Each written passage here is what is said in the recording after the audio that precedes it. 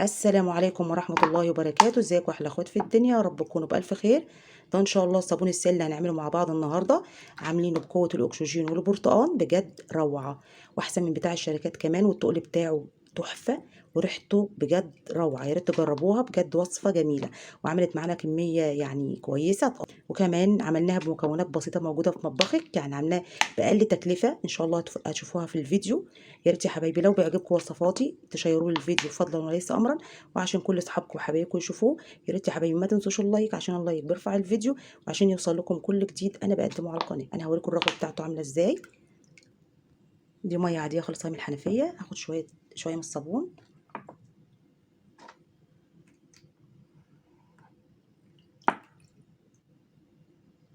اهو. لحظه واحده، مش هعمله بسلكه ولا اي حاجه. انا عايزه اوريكم بس رغوته عامله ازاي. رغوته رغوته جميله جدا جدا، مش هعمله بسلكه ولا باي حاجه، هوريكم بس الرغوه. رغوته تحفه. بصوا يا حبايبي، رغوته بجد تحفه. لحظه، الروه بتاعته بجد جميله جدا جدا، يا ريت تجربوه وريحته تحفه. ريحه البرتقال ده بجد روعه، عامل زي المعطر كده. بصوا الرغوه بتاعته عامله ازاي، زي ما انتم شايفين كده اهي. بس طبعا طبق كبير، ولسه كل ما اعمل الرغوه بتاعته تطلع اهي، جميله جدا جدا. يا ريت بقى تجربوا الوصفه دي تحفه. اهي، ايه رايكم بقى في رغوته؟ بجد رغوته حلوه قوي اهي.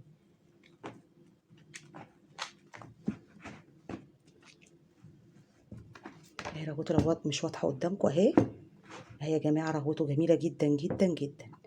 وعملناه بحاجه احنا بنرميها وكمان حطينا عليه اكسجين، بقوه الاكسجين، بجد روعه. ايه رايكم بقى في الوصفه دي؟ تحفه بجد، يا ريت تجربوها، روعه اهي، جميله جدا جدا. وعملناها يعني بحاجات قليله قوي هتشوفوها في الفيديو، بجد روعه. والطول بتاعه بجد جميل جدا جدا، وطبعا لما يقعد لتاني يوم هيتقل اكتر من كده. اهو يا حبايبي، واحنا كده شوفنا الرغوه. ايه رايكم بقى؟ يلا بينا على الوصفه عشان نشوف احنا ازاي عملناها مع بعض. قبل ما نبدأ الوصفة هنسمي الله ونصلي على الرسول صلى الله عليه وسلم. أول حاجة في الوصفة بتاعتنا معانا كده قشر يوستفندي، كل ده قشر يوستفندي، مفيهوش برتقال من التاني، تمام. أنا مش هرفعه على النار، أنا هضربه في الخلاط كده، هحط عليه مية وأضربه في الشفشة وأرجع لكم تاني. أهو يا حبايبي بقى، أهو يا حبايبي، أنا ضربته في الخلاط أهو، نزلته وصفيته بالمصفى، تمام. بعد كده لحظة واحدة، بعد كده يا حبايبي هجيب كده حوالي لتر مية، دولك معلقتين سكر ومعلقة بيكربونات الصوديوم، واحطهم كده وادوبهم، هدوبهم كويس كده يا حبايبي. دوبتهم كويس بقى، هحطهم على العصير وهقلب كويس.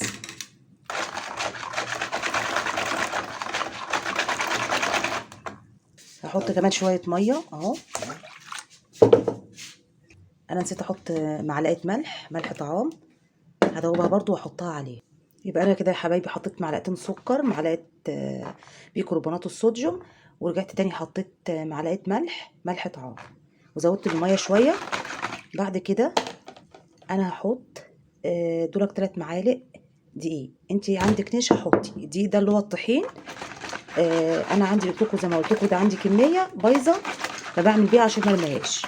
انتي عندك نشا اللي هو الكورن فلاور، حطي 3 معالق. يبقى انا حطيت 3 معالق دقيق، هدوبه كويس.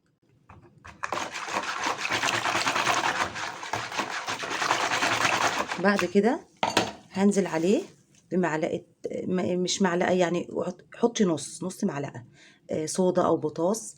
في بعض الدول دي بوشار، كترونه، حجره تسليك المجال. احطها كده وادوب كويس.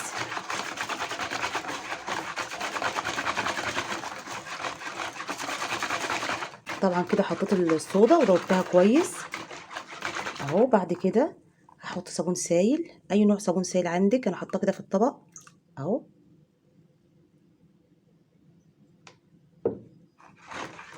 حطي، انا حاطه كده حوالي كوبايتين، ممكن تحطي لتر ممكن تشتري من عند بتاع المنظفات، بيبيعوا رخيص. هنعمل احلى صابون سايل بالبرتقال، ولسه هنحط بقى حاجه جديده كمان هيبقى قوي جدا. انا عملته معاكم قبل كده بس كنت عاملاه بقشر اليوستفندي وبرتقال تاني، بس كنت ايه عاملاه على النار، مسويه على النار. ده انا ما سويتوش على النار، ضربته في الخلاط على طول. هنعمل اجمد صابون سايل بقوه البرتقال، وكمان مكون جديد هنحطه اكسجين. انت تجيبي ماء الاكسجين من الصيدليه او من عند بتاع المنظفات برضو بيبيعوا اهو، بس ده انا عندي ده كريمي تمام. انت تجيبي ماء، فانا هحط منه، هحط كده حوالي معلقتين اهو. بجد بقوه بقى البرتقال والاكسجين روعه، بجد روعه. هيبقى اجمد صابون سايل عاملينه مع بعض، حلو قوي قوي يعني. وحاجات عاملينه من قشر البرتقال، يعني مش مكلفني، حاجات بسيطه قوي من قشر البرتقال. وحطينا عليه، انت طبعا بيبقى عندك الصابون السايل تحطي كوبايتين او لتر عادي، تشتري من عند بتاع المنظفات ب 3 4 جنيه، او اللي موجوده عندك. اللي موجوده عندك حطي كوبايتين، كوبايه. كل ما تزودي له صابون سايل بتبقى جودته اعلى يعني، بس الموجوده عندك حطيه، ما تكلفيش نفسك تمام. وحطينا بس معلقتين سكر، معلقه بيكربونات الصوديوم، اكيد الحاجات دي موجوده عندك، ومعلقه ملح طعام. والاكسجين انا كان عندي اللي هو الكريمي ده، فحطيت منه معلقتين زي ما انتوا شفتوا كده. يعني عاملين احلى صابون سايل بقوه البرتقال والاكسجين، بجد روعه. هيخليك المواعين بتاعتك زي الفل. لحظه واحده حبيبي، هو كده الوصفه خلصت. انت ممكن تزوديه ميه زي ما انت عايزه، ده لون او لون اصفر. طبعا مش عايزه تلونيه، هو لونه كده اصلا احلى، لونه اصلا جميل، مش محتاج اصلا لون. بس انا حطيت شويه صغيرين كده. بصوا تقلوا، انا هنقله في طبق تاني. لحظه واحده اهو يا حبيبي، انا هفضيه في الطبق ده. لا لحظه واحده، انا هفضيه بس وارجع لكم.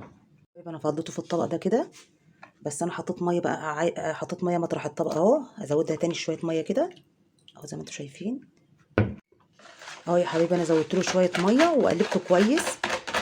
طبعا لونه حلو، ما تحطيش لون خالص. انا اصلا حطيت اللون ما اثرش فيه لان لونه اصلا جميل وريحته تحفه بجد. عاملين احلى صابون سايل بقوه البرتقال والاكسجين، بقوه الاكسجين. يعني هيبصي هيخلي لك المواعين بتاعتك زي الفل. هنشوف الطول بتاعه، شوفوا تقولوا عامل ازاي، تحفه بجد. تقولوا جميل جدا جدا بجد. احنا عملنا كميه من ولا شيء، من حاجه بنرميها، من قشر برتقال عملنا بجد ريحته اليوستفندي تحفه. وعملنا منه كميه قد ايه بجد، احسن من بتاع بره كمان، وهيقعد معاكي فتره يعني، هيوفر معاكي. عملنا بقلة التكلفه بقشر برتقال عملنا. وكمان الحاجات اللي احنا حطيناها المكونات بسيطه جدا جدا، موجوده في مطبخك، يعني مش مكلفانا اي حاجه. يا ريت تجربوها كده وتقولي لي رايكم ايه، بجد تحفه. بصوا تقولها عامل ازاي. يا ريت يا حبايبي لو بيعجبكم وصفاتي ما تنسونيش باللايك. بصوا بجد تحفه روعه بجد. يعني راميه معاكي كميه حلوه هتقضيكي شويه، وهتوفر ان انت تشتري من بره في عز الغلا اللي احنا فيه ده. بصوا بجد روعه. ايه رايكم؟ ما انتوا شايفين كده. يا ريت تجربوها بجد وتقولوا لي رايكم في التعليقات. بصوا تحفه، والتقل بتاعها جميل جدا. لما يقعد كمان معاكي لتاني يوم هتتقل عن كده. وهوريكم في اول فيديو الرغوه بتاعته، بجد تحفه. يا ريت تجربوها بجد. احنا بنعمل مع بعض بقلة التكلفه عشان يعني ما نشتريش الحاجات كلها غاليه دلوقتي. احنا عملنا بحاجه احنا بنرميها، عملنا كميه كويسه جدا جدا. يا ريت لو عجبكم الوصفه تكتبوا لي في التعليقات، ولو عايزين اي وصفه تانية اكتبوا لي في التعليقات. بجد والله ريحتها مش عايزه احلف، ريحتها روعه روعه روعه. جربوه بس كده وانتوا هتعرفوا. شوفوا عامل ازاي. وانا عملت معاكم الوصفه قبل كده بس بالبرتقال بقشر يوستفندي وقشر برتقال بالتاني. ده بقى بالقشر البرتقال بس، مش عاملاه في ضرباه في الخلاط بس، تحفه. شوفوا تقول ايه. يا ريت ما تنسوش باللايكات، ويا ريت تعملوا لنا اشتراك في القناه وتفعلوا زر الجرس عشان يوصل لكم كل جديد. والسلام عليكم ورحمه الله وبركاته.